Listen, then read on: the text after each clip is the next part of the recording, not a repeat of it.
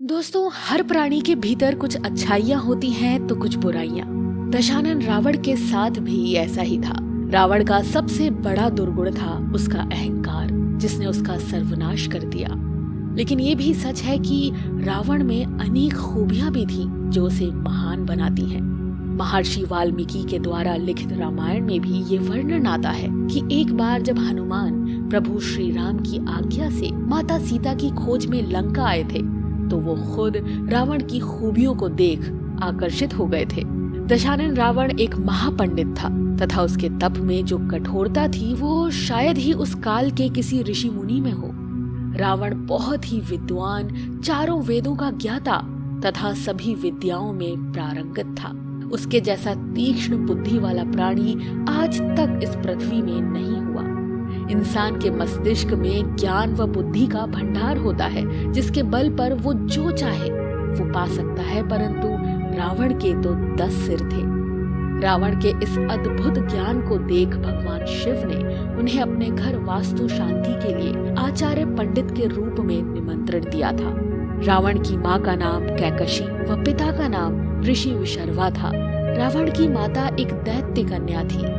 रावण के भाई बहनों में कुंभकर्ण, विभीषण, बहन शूर्पणखा के साथ ही धन के देवता कहे जाने वाले कुबेर भी उनके भाई थे।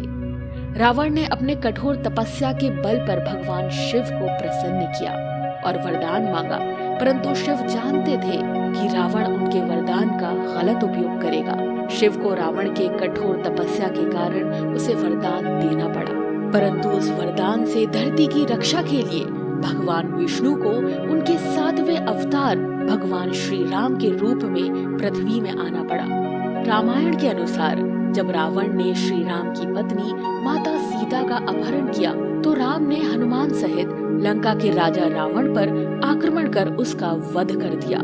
रावण जब मरणासन अवस्था में था तब श्री राम ने अपने भाई लक्ष्मण से कहा कि रावण समस्त वेदों का ज्ञाता है, पूरी पृथ्वी में उससे बड़ा ज्ञानी कोई नहीं, अतः उसके समीप जाकर उससे ऐसी शिक्षा ग्रहण करो जो तुम्हें उसके अलावा किसी अन्य महाज्ञानी से भी प्राप्त नहीं हो सकती। राम की आज्ञा पाकर लक्ष्मण रावण के समीप गए और उनके सर की ओर खड़े हो गए, परंतु रावण ने उनसे कुछ नहीं कहा। तब लक्ष्मण फिर से राम के पास लौटे और उन्हें पूरी बात बताई। तब श्री राम लक्ष्मण को समझाते हुए बोले कि यदि तुम किसी से ज्ञान ग्रहण करना चाहते हो तो हमेशा उसके चरणों की तरफ खड़े होना चाहिए, ना कि सिर की ओर। लक्ष्मण फिर रावण के पास गए, परंतु इस समय वो रावण के चरणों की तरफ खड़े हुए। तब महाज्ञानी रावण ने उन्हें 3 महत्वपूर्ण बातें बताई जो किसी भी व्यक्ति के जीवन में सफलता के लिए आवश्यक है। पहली बात रावण ने लक्ष्मण को बताई कि शुभ कार्य जितनी जल्दी हो सके उसे अति शीघ्र करना चाहिए व अशुभ कार्य को जितना देर तक संभव हो टालना चाहिए। मैंने प्रभु श्री राम को पहचानने में बहुत देर कर दी और उनसे शत्रुता मोल लेने के कारण ही आज मैं इस हालत में हूँ। दूसरी बात कही कि कभी भी अपने शत्रु को छोटा नहीं समझना चाहिए। मैंने अपने शत्रु को भली भांति नहीं आंका तथा जिन्हें मैं वानर और भालू समझ सामर्थ्य में कम समझ रहा था, उन्होंने मेरी पूरी सेना को नष्ट कर दिया। जब मैंने भगवान शिव से अमरता का वरदान मांगा था तो मनुष्य के अतिरिक्त कोई मेरा वध नहीं कर सके कहा था। ये मेरी एक और गलती थी जो मेरे अंत का कारण बनी। तीसरी और सबसे महत्वपूर्ण बात, यदि तुम्हारे जीवन का कोई राज हो तो उसे अपने तक ही सीमित रखना। अपना राज किसी प्रिय को भी नहीं बताना चाहिए, चाहे वो तुम्हारा कितना ही करीबी क्यों ना हो।